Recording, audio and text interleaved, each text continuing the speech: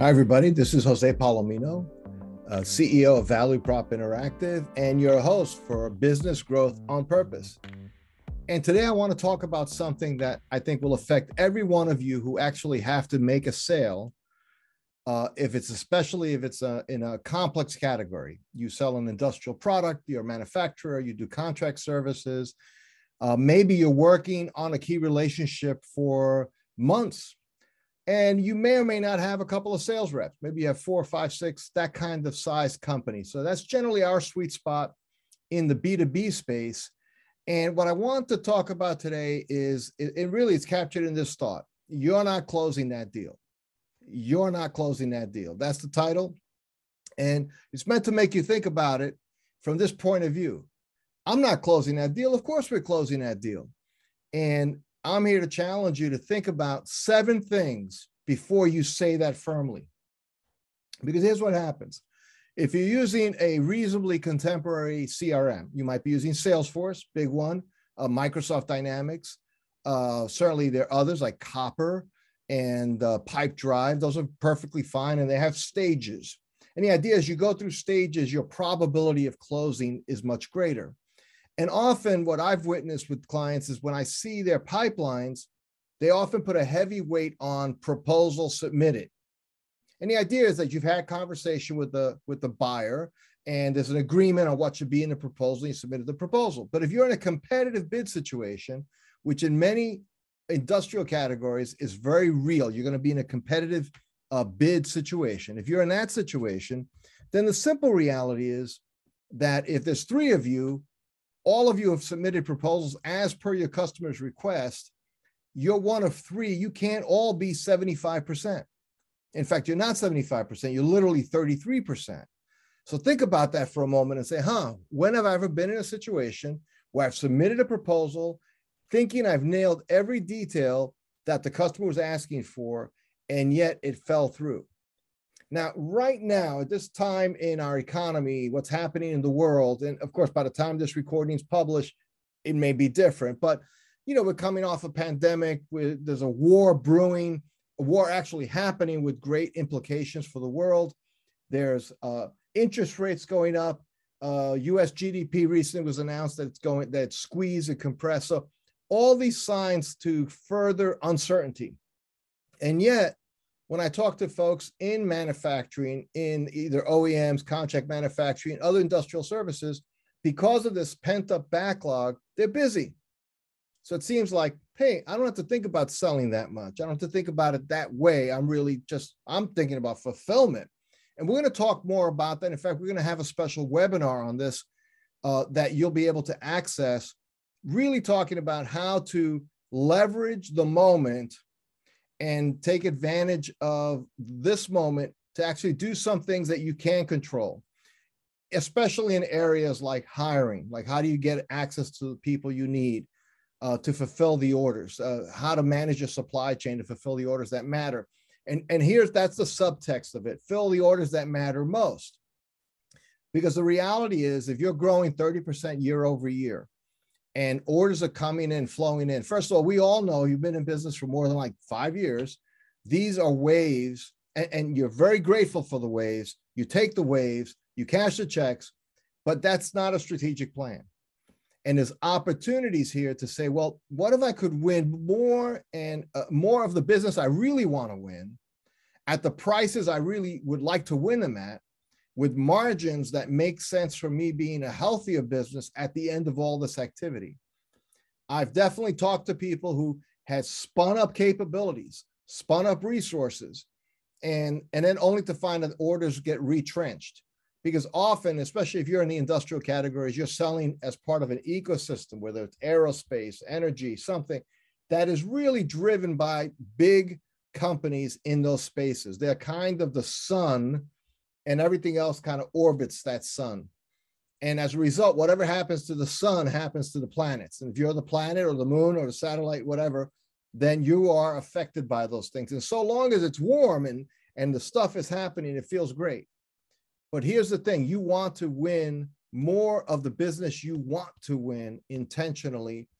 And there's 7 questions, and this comes from our work in really breaking down what we call the pivotal conversations that actually take place in larger, more complex sales. Now, if you're a small company, you may say, well, we really don't do large complex sales. We're not selling nuclear power plants, and that may be true. But the reality is, if you're selling to a Fortune 500 company, chances are you've had initial meetings, and then all of a sudden you're in a room, whether a virtual room, a Zoom room, or a physical room, and there's 8 people in the room, you didn't even recognize 6 of them. And that other people are talking, then it has to advance to legal, to procurement, engineering, depending what type of product you sell, has a say on it. Maybe somebody wants to do a site visit where your technology has worked somewhere else. And if you're selling, let's say, software, which we broadly put in the industrial category, because software for business. So you're doing machine controls, you're doing ERP, things like that, just as complex. So we've identified the conversations that have to take place, that are taking place on the part of your buyer, sometimes with you, sometimes without, that unless those conversations are favorable, you're not going to close the deal. So how do you zero in on that? Well, we have a more elaborate way of doing that, but I'm going to give you that kind of the cheat sheet, the Cliff Notes version of this in 7 questions, because without these 7 questions, at least 5 of them being positive, you're not going to close that deal. And I can say that with great confidence. Every now and then it's serendipity. If you're the sole supplier who can hit a deadline at a particular point in time, you may get the order. That is not a relationship. That's not an account win yet. You can build on that and make it an account win. And again, serendipity serves those who are prepared. So if you're prepared to jump on opportunities, you can do very well. But I just want you to think about, we're going to talk about these 7 questions. And let me just take a very, very short, like a 30-second break here in this episode to just clarify like what we do, what I do. And that is that Value Prop Interactive has been around for over 15 years, working in this B2B space in helping companies and especially owners of companies figure out the growth strategy, the profitable growth strategy they want to have. And the programs, the way to do it, right? So not just the strategy, but the actual tactics, how to do it, and then giving them the accountability to help to see them through so they can actually achieve that. And we've achieved hundreds of millions of dollars worth of growth for the clients we've worked with. And that's what we do. And we do it through a coaching, and we do it through consulting, and we do it through our tools, our knowledge, our wisdom, our experts. But it really is about getting that blueprint for growth right. And these 7 questions tie right into that. Here's question number 1. Do you know their why? Do you know really why your customer wants to do the thing they're talking to you about doing? Not that they want to buy 10 printers from you and you make industrial printers. That's great. Good news. But why? What are they going after? Is it, well, we just happen to have 10,000 square feet left over. We thought we'd get some printers. What is their why? What are they trying to, and usually it's going to fall into 4 broad categories, which by the way, you can sell with these 4 categories. It's a financial outcome they want. It's a time-based outcome. It could, like for that, we want to save money on a cost per unit. We want to save time on the time it takes to build a unit, make a unit, achieve an outcome. It's a hassle factor reduction. We want to move into an area where, or we want to have resources where it's just not so hard to do what we do. And we want to reduce our risk. What is their why? Have you found that out? If you do not know that, if all you're doing is responding to an RFP to ask for your 10 printers, your specs, and so on, you're not likely in a favored position to win. Because once you know their why, and you say, oh, this is going to save you, maybe our stuff might cost you $200,000, but what you're looking to do is to save $1 million. Or what you're looking to do is to go after a high-speed turnaround market that you can't chase after now, and you think that might be worth $2 million to you. So our $200,000 expense is relatively small compared to what your why is. So you have to ask that question many different ways. You have to be subtle about it. You have to be, don't break rapport. It's not a blunt instrument, but you have to ask that question. That's the first question. If you cannot answer that question correctly, it is highly unlikely this is a deal that you're going to close, except for factors that have nothing to do with you. You just happen to be right place, right time. Thank you very much. That's great. Sometimes we take those deals and we'd be happy with them. But knowing their why is critical. Second, do you have a track record, either in your person, if you're a sales professional, or if you're the president, founder of a company, you've done it before. Do you have a track record in their specific industry? So if you're moving into supporting aerospace and you've been supporting like people who make freight trains because you do aluminum, high precision aluminum modules, and they would fit in either case, that's fine. But if they don't perceive you as having industry knowledge, enough industry knowledge to have credibility to cross that chasm, they will view that their risk in dealing with you might be too high, and the hassle of having to educate you. So you can overcome that if what you do is so specialized, like something like electron beam welding, where the doing is its own expertise, and then you have to connect the dots why they want it done the way you offer it. But you have to be very careful here that you don't run afoul of the fact that they may have a really strong preference for working with somebody who has experience in their industry. And that doesn't mean your company has to say 30 years experience in aerospace, but you have to, or you should have somebody on your team who could speak to it so that you can make the connections for them. Otherwise, your hassle factor for them is very high. They got to figure it all out for themselves. Third, do you have clarity as to where the budget's coming from? Like all aspects about the budget. Do you know how much the budget is? Do you know where it's being funded by? Who's over that? It could be the owner says, we're going to do this, and they're in an owner-led business, and I think this is a good idea. We'll find the budget. That's fine. But once you move to companies north of 30, 40, $50 million a year in revenue, especially into the 100 million private equity run, or even, public companies or companies of that size, then budgets tend to be a lot more formal, and they're attached to specific people who care about that budget. So really think about that and make sure you understand the budget. Get clarity on that. The question isn't, do you have budget? That's kind of an insulting question. Why are we going to talk to you? Of course we can afford what you're selling. That's not the issue. You're not challenging, can they afford it? Is this a budgeted project? Is this a budgeted initiative? What budget is it coming from?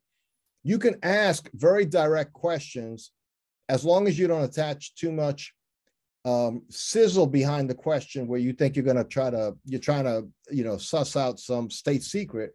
It's just matter of fact. How else are you going to know how to help them? And now I know the counterpoint to that is, well, if they're negotiating with you, they're not going to tell you the whole budget. And that's true. They'll probably lowball it. But is it even in the range? Now they're going to ask you for a budget. What does your solution go for? You can answer very honestly. Our solutions can range from X to Y, depending on your needs.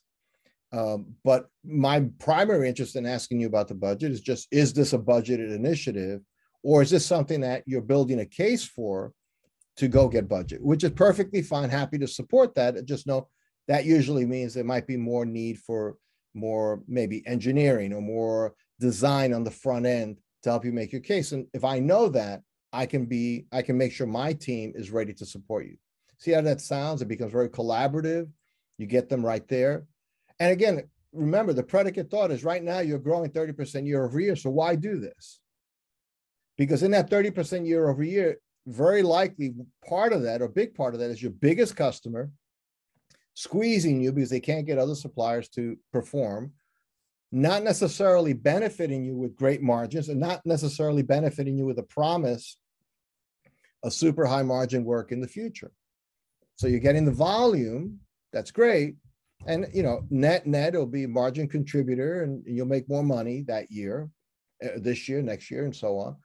But in the midst of that, you want to be working deals that mean something to you, that are richer, that are potentially have more life to them, more relationship to them. That's where these questions really come into play. Now, does your solution check the top boxes? I alluded to this before about their why, but just does your solution help them save money, save time, save hassle, reduce risk? And have you been able to articulate that to them? Fourth question, is your value prop strong for them? Do you have a strong value proposition, just generally as a business and for the specific product line? Like, can you answer the question, why should anyone buy this thing from you at the price you want? And if you haven't thought that through, then that's the weak link in the whole chain, because then you're just a commodity. You're not really saying there's any special reason they should buy from you other than I can meet your deadline. And, you know, in the short run, when everybody's hair's on fire, that may be all you got to do to get business right now.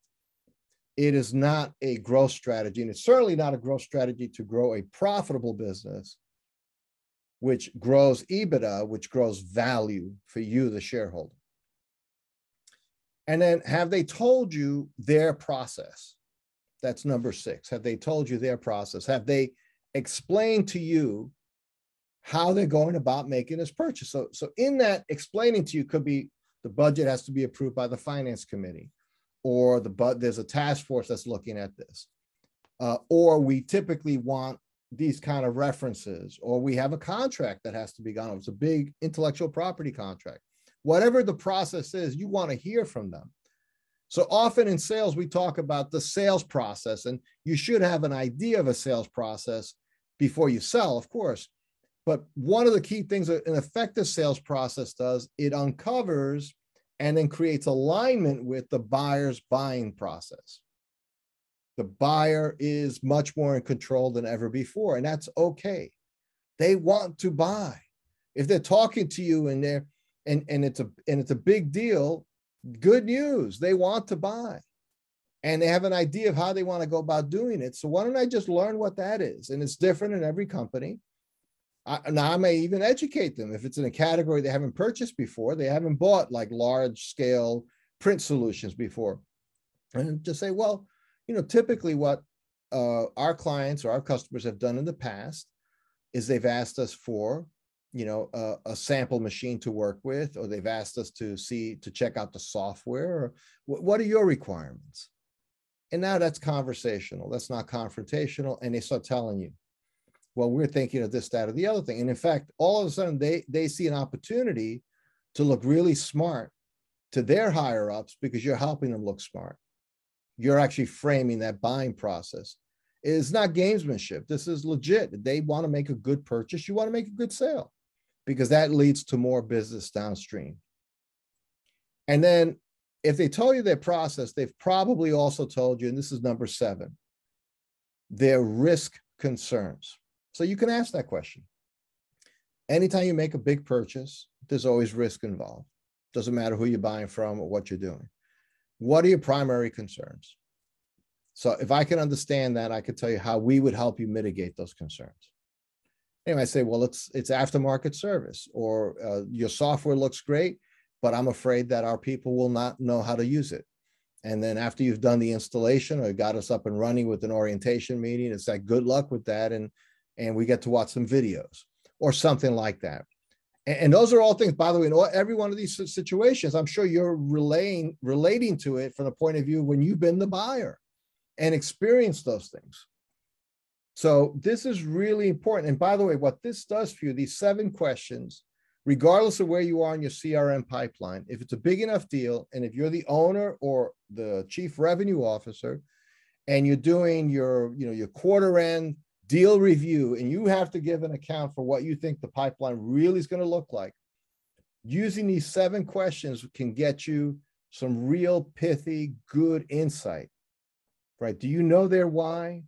Do we actually have a track record that we can point to somewhere in our personnel, our processes, our maybe corporate experiences in their specific industry? Do we have clarity on where their budget's coming from, what's driving that? Do we check the boxes on the 4 things that are going to concern them, which of course is financial, time, hassle, and risk? Is our value prop strong for them? Have they told us their process, and have we satisfied their top 3 risk concerns that they're sitting with right now as they look at making this big decision? And if the answer by you or your seller, this would apply if you're by yourself and you're the salesperson, the owner, you're making deals. You're saying, I can't answer any of those questions positively. You can fix all of that. You can address all of that, but it's not to be taken lightly. And think about it. And again, I'm not saying you have to hit all 7 to score to close the business. But if you're 1 out of 7, then you're at risk. You may close it for other reasons, But how much stronger is it if you say, I can close these gaps? So that's the final note. Just want to leave you. These 7 questions lead to closing the gap.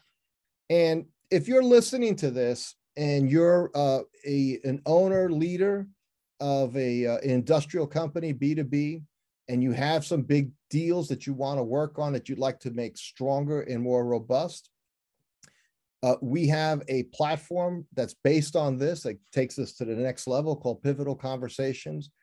And candidly, I would love to just run it by you, maybe take 1 or 2 of your actual deals that you're working on and actually demo it for you real time at no cost, just to show you how it would work, how it might apply to you. You don't have to give me the real name of the company. It could just be a way to get a sense of how this might work for you, how this approach and this mindset might work. It's not for every transaction on your pipeline, but it's for the 80-20 rule, right? The 20% of the transactions that's going to make or break your year. If you're interested in that or any other strategic growth question, just go to josepalomino.com and it brings you to a scheduling page. It's real easy, josepalomino.com, and you get 30 minutes together with me. And the goal would be to work on a specific opportunity or 2 that you're working on. And at the end of our conversation, you would have a more robust understanding of what to do next to close that deal. So I don't have a lot of slots like that, but take advantage of it. And hopefully you've enjoyed the podcast.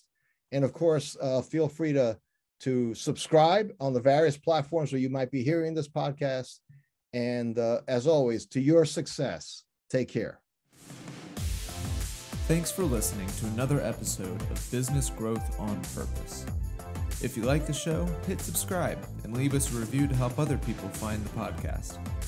And if you're ready to take the next step in driving intentional growth for your business, come check out what we're doing at valueprop.com. We've developed industry-leading programs and systems to help B2B owners take control of their growth. Until then, thanks for listening to another episode of Business Growth on Purpose.